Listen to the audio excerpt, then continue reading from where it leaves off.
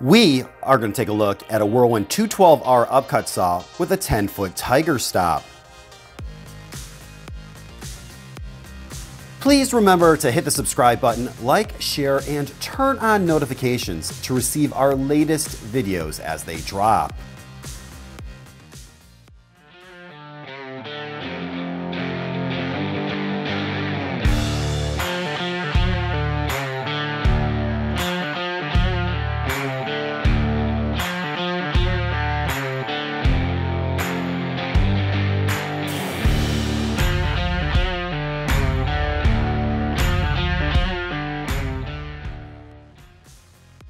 This is a very clean system from a small shop.